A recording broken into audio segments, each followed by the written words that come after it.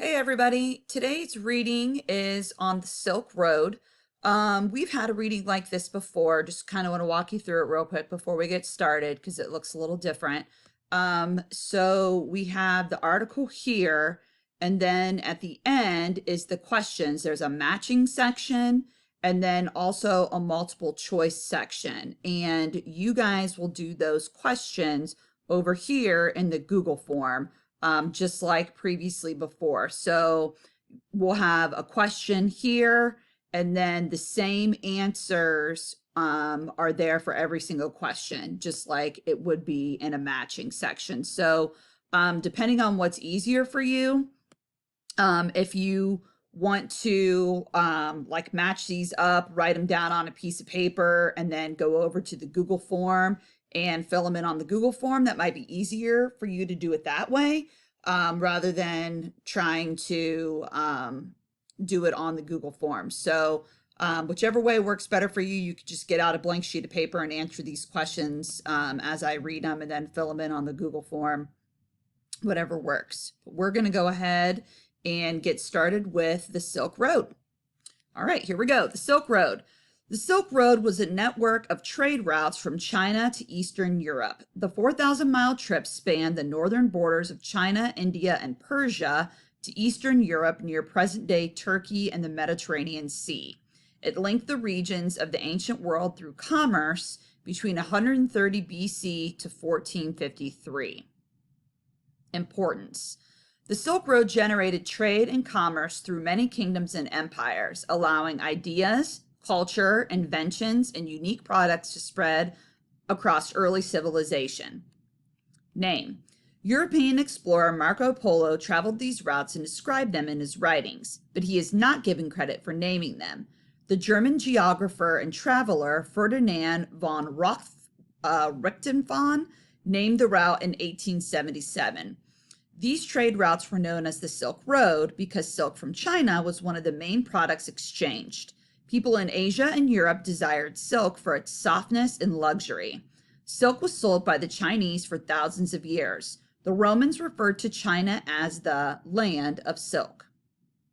Items exchanged. There were many different products traded on the Silk Road. Most of the products were expensive luxury goods because merchants did not have a lot of room. Not everything exchanged on the Silk Road was good, though. It was thought that the bubonic plague, or Black Death, traveled to Europe along the Silk Road. So over here, from west to east, things that were exchanged were horses, grapes, animal furs and skins, honey, fruit, glassware, textiles, gold, silver, camels, slaves, weapons, armor, and wool. And from east to west, so items moving from the east to the west, were silk, dyes, china, as in plates and dishes, things like that, not the country, spices, medicine, ivory, paper, tea, precious stones, porcelain, bronze, perfumes, rice, and gunpowder. Travel. Tradesmen and merchants traveled in large caravans with several guards. They moved in large groups to defend themselves from bandits. Camels were often used because much of the Silk Road was through harsh, dry land. Travelers on the Silk Road faced many dangers, including white-hot sand dunes in the desert, challenging mountains, harsh wind, and poisonous snakes. One nice section, the Gansu Corridor, was a relatively fertile strip that ran across the base of the mountains. However, to get there, you had to go through the desert or mountains. Few traders actually traveled the entire distance of the Silk Road. Instead, they worked in relays, with each trader going a certain distance, exchanging their goods, and then hopefully returning. The process continued along the road. Routes. There were three main routes along the Silk Road. The northern route went westward to the Black Sea. The central route went westward towards Persia, the Mediterranean Sea, and Rome. The southern route ran westward to Iran and India. History. The silk trade was significantly expanded by the Han Dynasty from 206 BC to 220 AD. Sections of the Great Wall were built along the northern side of the Gansu Corridor to prevent bandits from the north interfering with trade.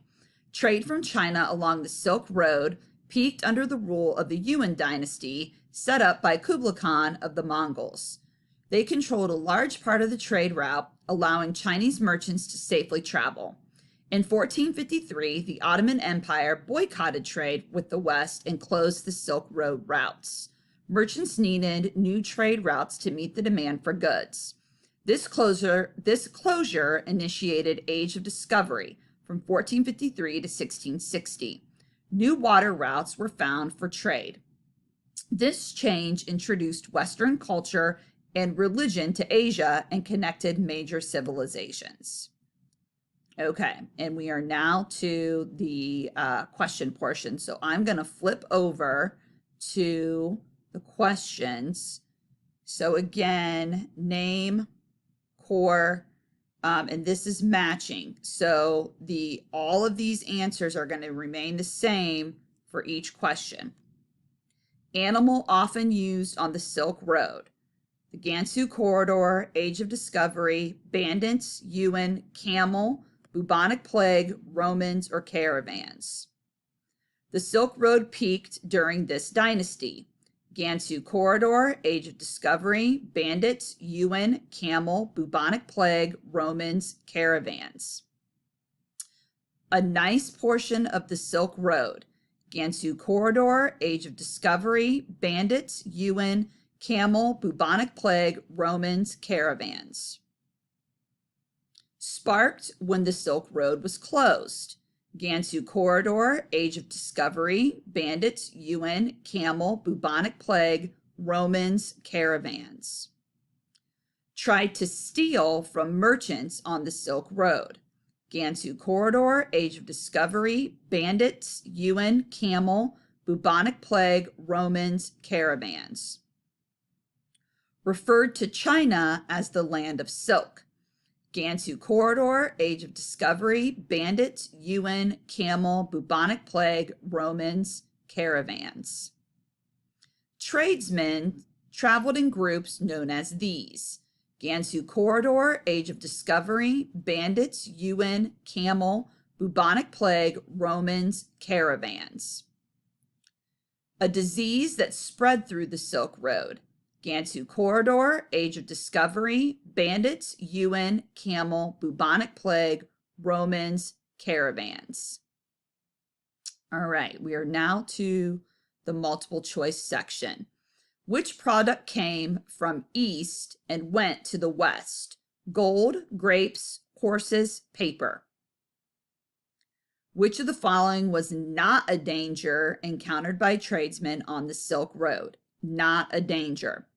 Extreme temperatures, difficult mountains, Roman soldiers, bandits.